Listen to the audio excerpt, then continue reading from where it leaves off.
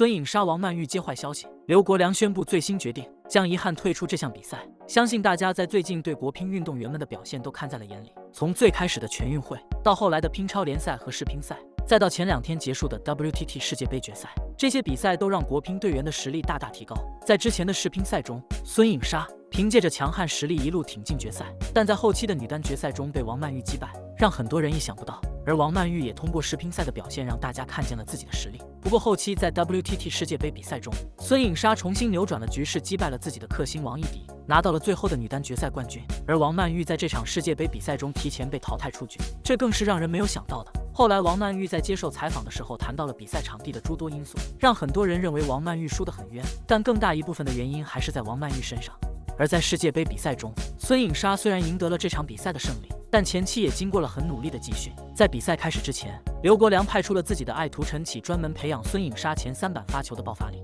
因为在世乒赛时，孙颖莎就因为正手失误过多，前3板的力度不强，导致输给了王曼玉。邓亚萍也一针见血地指了出来，因此刘国梁让陈启来指导他，其实是对症下药，并且很快就见到了成效。在最后的决赛中击败王艺迪，拿到了属于自己的冠军。至此，有人也认为小魔王孙颖莎和王曼玉的时代正式开启了。他们2人目前的实力也让大家看见了，都在期待他们2人会有更多的比赛上场，有更多的热血比赛画面。目前世乒赛和世界杯比赛都结束了，接下来冬奥会在大家的期待下慢慢来临。不过在这2天，大家还是在讨论国乒接下来的比赛。这一次的世界杯比赛结束之后，下一次大型的比赛就是3年后的巴黎奥运会，这对于很多运动员来说都十分重要，特别是国乒队员。巴黎奥运会意味着从世界各地来的对手很多，实力也都很强，国乒在这时候一定不能掉以轻心。而目前结束了 WTT 世界杯决赛之后，国乒队员们也在当天返回国进行21天的隔离。在这20几天中，国乒队员们也会好好放松调整，毕竟世乒赛和世界杯之前并没有隔多长时间，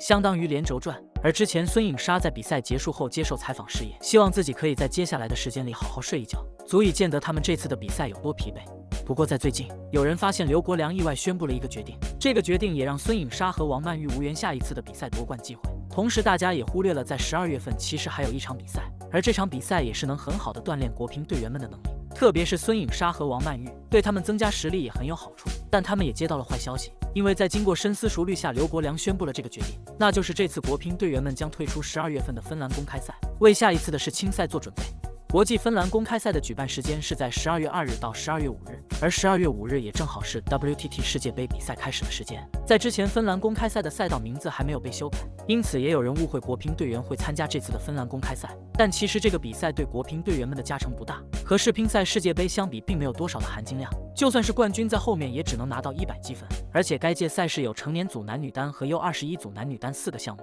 主要是为了给各国的年轻队员提供大赛机会。在之前，刘国梁这边也有11名队员报名参加男单赛事，基本都是2队小将，女单队员则有13位。在平时的比赛中，他们很少出现在公众视野，孙颖莎、王曼玉等人也不会去参加，因此虽然对于他们来说是坏消息，但就算不去也没有多大的影响。因此虽然这次遗憾退出了这个国际芬兰公开赛，世青赛比赛国乒队员也仅仅是派了另外的选手出场，国乒主力队员全部没有出现。很明显，这2个比赛对于孙颖莎与王曼玉等人来说加成并不大，他们目前最该做的就是放松自己的心态和状态，进入积极训练，为下一次的巴黎奥运会做准备。也希望国乒队员们在后面的比赛中为祖国赢得更多的荣耀。好了，本期视频内容到这里就结束了，关注杂酱体育圈，随时了解最新资讯，我们下期再见。